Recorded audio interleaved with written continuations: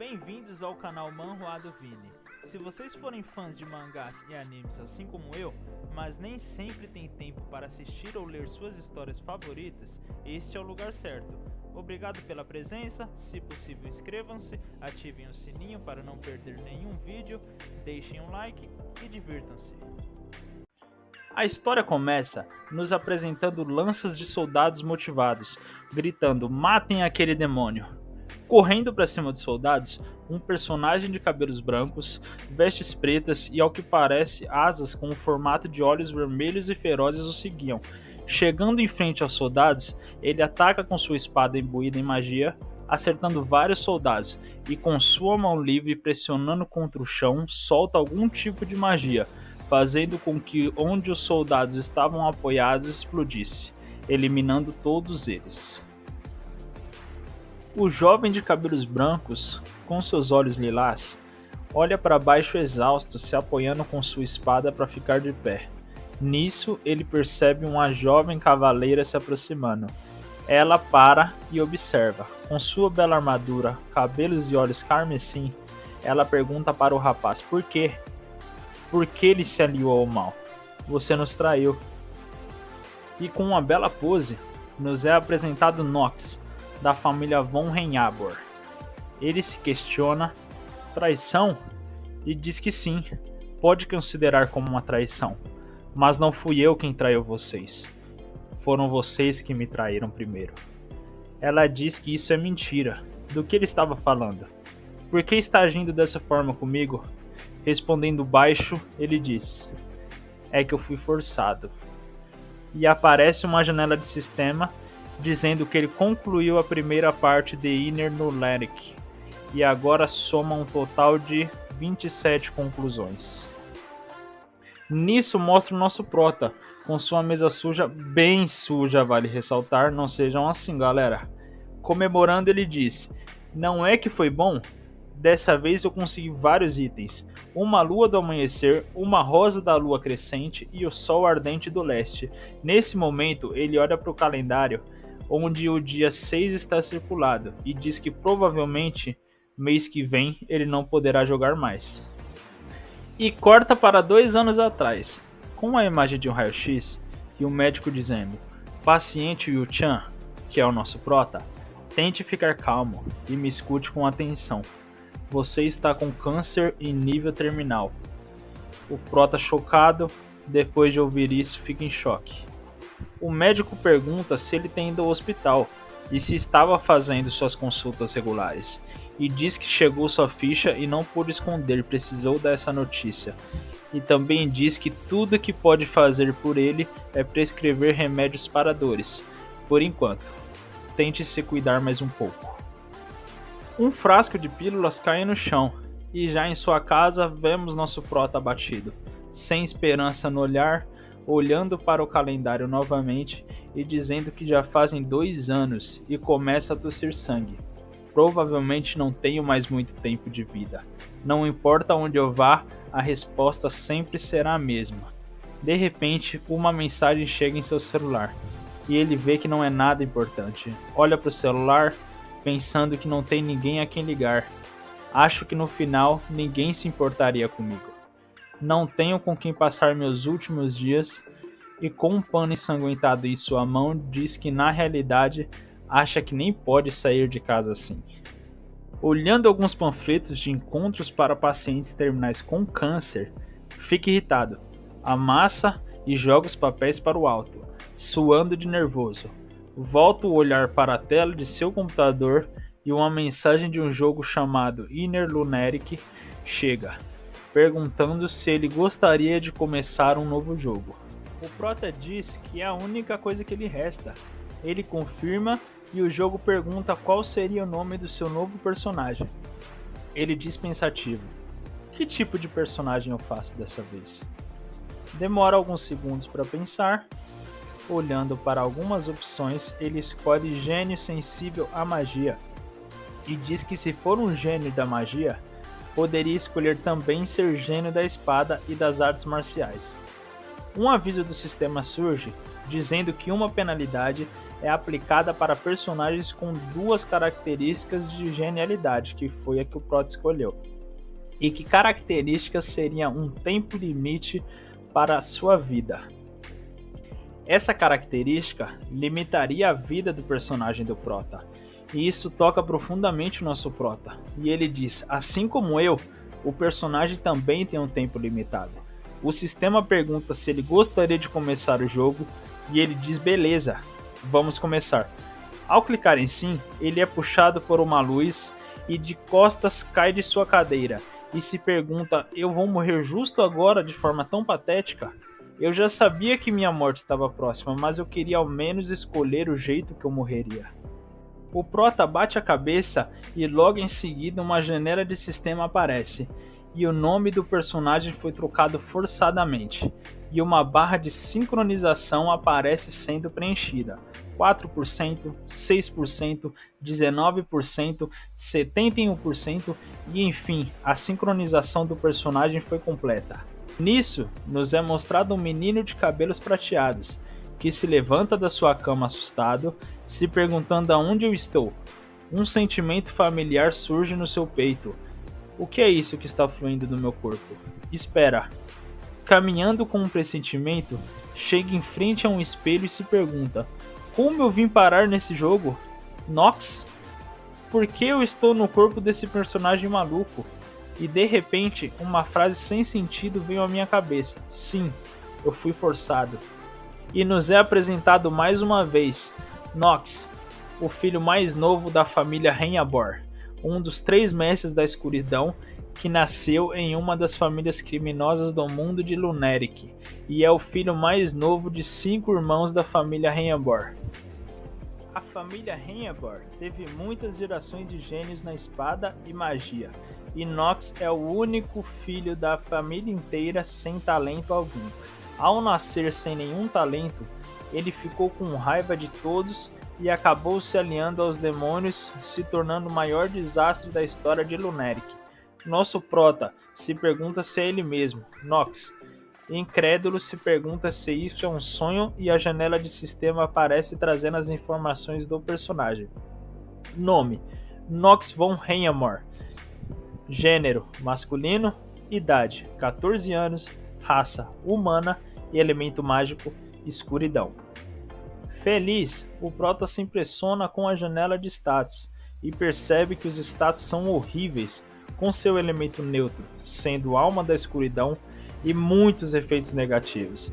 Um tempo limite para sua vida, a maldição da fraqueza, calma, frio e possessividade. Ele pensa, calma aí, e se pergunta se esse era o personagem que eu joguei antes.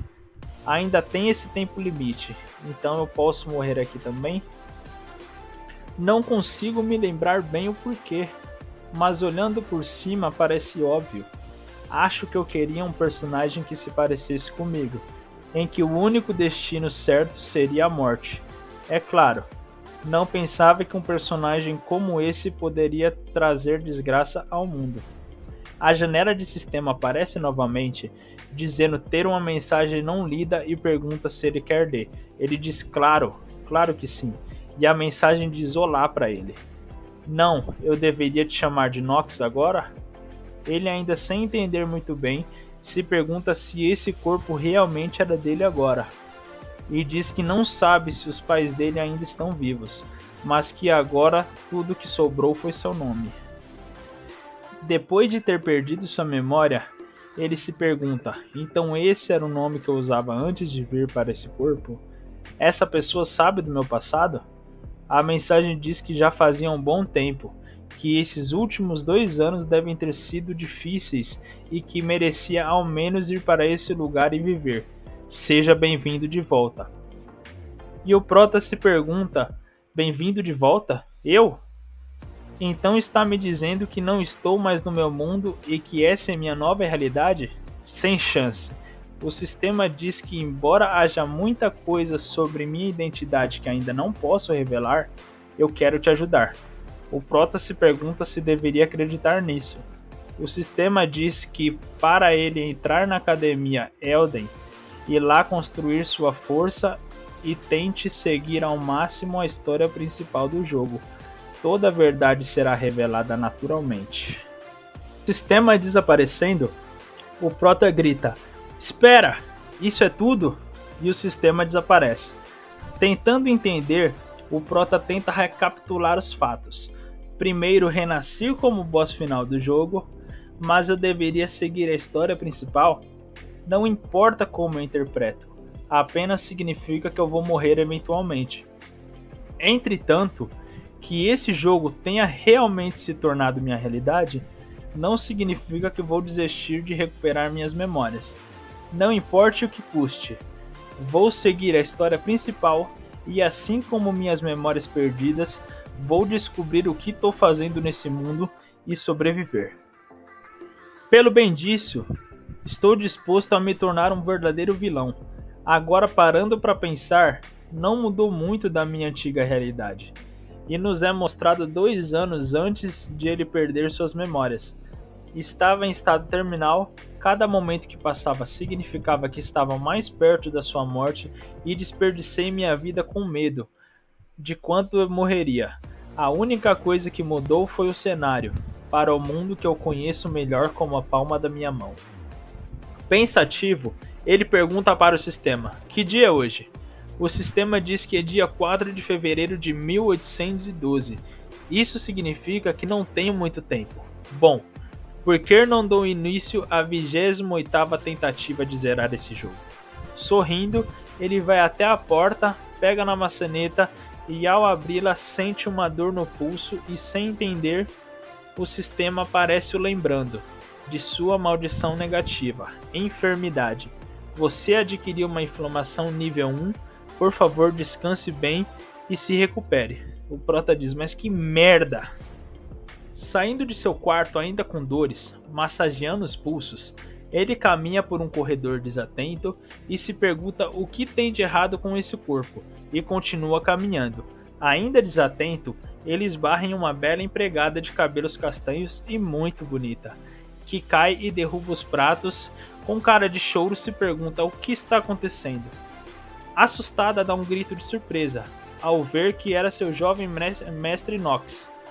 O prota analisa e reconhece a empregada. Cabelo castanho, pupilas alaranjadas. Essa seria a Rona?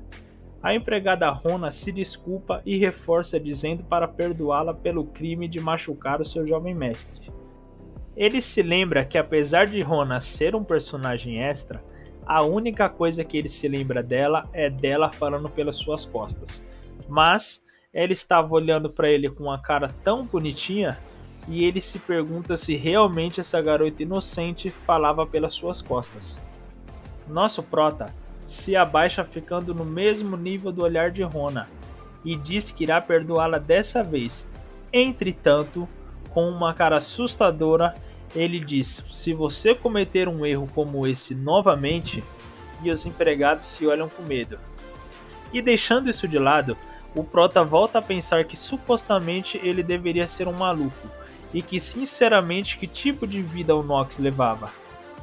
A Rona pergunta a seu jovem mestre para onde ele estava indo tão cedo, e ele responde que estava indo para o salão de treino. Ela se pergunta como, e também disse para Rona ir com ele. Ela, assustada, se espanta, temendo tomar uma boa surra. Nos é mostrada a mansão em que vivem, e vemos que eles caminham juntos por um corredor e que ela o segue curiosa. Enquanto isso, nosso prota pensa que o primeiro a se fazer é sobreviver, que depois daquele puxão ele tinha experimentado a sensação da morte, e agora tem certeza que não quer mais passar por isso de novo. E para sobreviver, precisa se acostumar com as suas novas circunstâncias. Com a mão no queixo e ainda pensativo, Rona continua observando confusa, e ele, ainda preso em seu pensamento, sendo uma pessoa que jogou esse jogo 27 vezes, conheço basicamente tudo, e pensa na janela de status. Com uma história entre anjos e demônios, tem um enorme fandom ao redor do mundo. A parte especial sobre o jogo era o seu grande número de customizações, permitindo que cada jogador jogue com seu próprio estilo, enquanto características inferiores como comuns e talentosas podem ser assimiladas várias vezes. Na maioria dos casos, características gênio só podem ser assimiladas uma vez. Usar as características gênio facilita alcançar o topo de qualquer habilidade. No entanto, possuo duas delas, e nesse jogo há esse conceito chamado de penalidade de característica, que quando assimilados além dos seus limites, mas ao tirar vantagem do sistema que tenta analisar isso para você, é possível assimilar duas características de gênio que são elas: gênio da espada e do combate, que fornece habilidade com espada e alcança o pico de esgrima. O gênio sensível à mana, que aumenta sua sensibilidade à magia, permitindo ser mais eficiente em lançamentos de feitiços. Existem muitas outras úteis, como a habilidade principal discernimento, que permite o usuário ver a janela de outros usuários. Existe também mestre da situação, que permite o usuário encenar qualquer tipo de situação. Mentalidade de aço, quando usada em batalha, possibilita que o usuário se mantenha calmo. O único problema seria as características negativas. Tempo limite seria a pior delas, mas acompanhando de todas as outras negativas, ele ri de nervoso e diz que com certeza ele era um hospital ambulante. Para as pessoas com a penalidade frio, a menos que tenham alguma habilidade de calor, é quase impossível pisar em uma área congelada. E para enfermidades constantes, vou desmaiar pelo menos uma vez em cada capítulo. Nervoso, coçando a cabeça, diz que acha que não tem escolha, e iremos dar um passo de cada vez. Rona observa seu mestre olhando para o topo de uma construção e nota que está perto do salão de treinamento e se pergunta se ele realmente planeja entrar. O prota, com um olhar determinado, começa a caminhar em direção ao salão de treinamento e abre a porta e diz que primeiro a maldição da fraqueza. O jogador está amaldiçoado com a fraqueza desde o nascimento. Sua taxa de crescimento é reduzida pela metade e será 2 vezes menos resistente aos debuffs inimigos. Vou precisar me livrar dessa maldição urgentemente. Já no salão, com uma espada de madeira em mãos, suando muito, ele chega a uma conclusão que não importa o quanto pense nisso, ele está ferrado. É como ler o início de uma história. Essa foi a conclusão que cheguei depois de pensar tanto. E mostra nosso prota no chão, muito cansado depois de balançar a espada mais de 10 vezes. E pensar que a maldição da fraqueza deixaria as coisas assim tão complicadas. Pelo menos temos um monte de armas disponíveis. O motivo disso é a origem da família Renhabor ter começado com a espada. Entre todos os títulos que os descrevem bem, o melhor seria a alta classe da lâmina e da escuridão. E o motivo de terem esse título foi por causa da habilidade de imbuir mana negra nas lâminas da espada. Tudo isso graças ao seu comandante, o líder principal da família, também conhecido como Lâmina Tirânida da Escuridão. A espada tem sido passada a cada líder da família e eles continuarão a passá-la por gerações. Mas por que isso tem a ver comigo? Tirando a esgrima, tem várias vantagens de ser de uma família nobre, principalmente o dinheiro. Dinheiro, e feliz ele diz que é muito bom ter dinheiro. A família Renhabor é uma das maiores famílias nobres dentro da história, e isso quer dizer que são extremamente ricos, ao ponto de até mesmo seu caçula inútil ter grana bastante para nunca precisar trabalhar. E se pergunta como seu pai, Tel Renhabor, o atual líder da família, não está nem aí se o filho gaste o dinheiro com sabedoria ou não. Para começar, Nox não é esse tipo de personagem. O filho mais novo de uma família aristocrática, o arquetipo do personagem dele é bem claro. Tremendo com a mão no joelho, o prota diz que até que Rona traga o que pedir, não consigo nem se mexer. e nos mostra alguns minutos antes Rona entregando toalha, água e espadas de madeira e pensando: ele realmente está pensando em se exercitar? Não tem ninguém por perto, né? O Prota chama Rona e ela se assusta com medo de apanhar pela atrapalhada de mais cedo. Ele se pergunta do que ela está falando. Ele com suas mãos pega em sua orelha e falando baixinho faz um pedido. Ela toda assustada pergunta, e quando você vai usar todo esse dinheiro? Todas as ideias que me disse são. E o Prota interrompe e manda ela se calar e ir logo. Ela com medo e chorando diz sim senhor, tadinha, olha essa cena. Ela irritada sai batendo os pés. Ele não mudou nadinha.